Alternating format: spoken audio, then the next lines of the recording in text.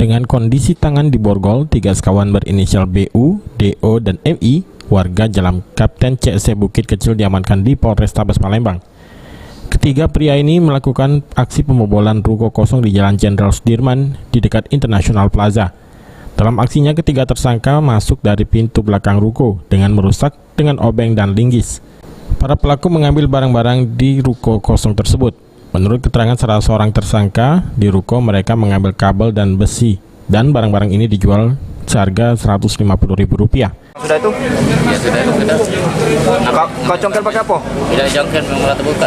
Sudah terbuka? Iya. Sudah itu apa yang kamu mbak? Ya, kabel. Hah? Kabel? Sudah Iya. itu? Aluminium. Hah? Besi-besian ya.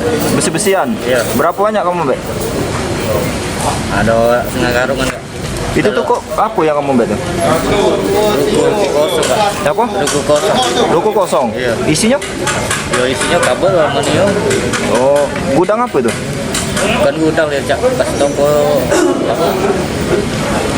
Rambut itu kan. Bukan toko listrik. Dapat berapa kamu bagian?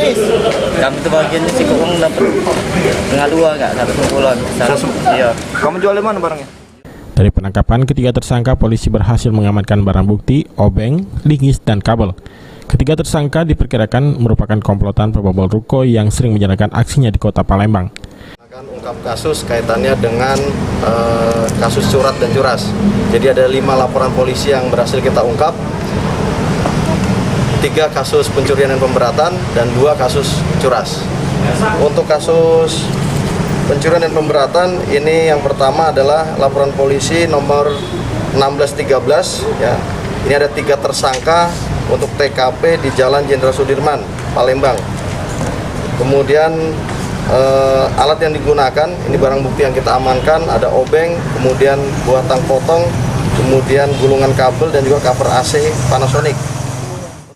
Ketiga sekawan ini dijebloskan ke sel tahanan Polrestabes Palembang untuk mempertanggungjawabkan perbuatannya. Irawan, PAL TV.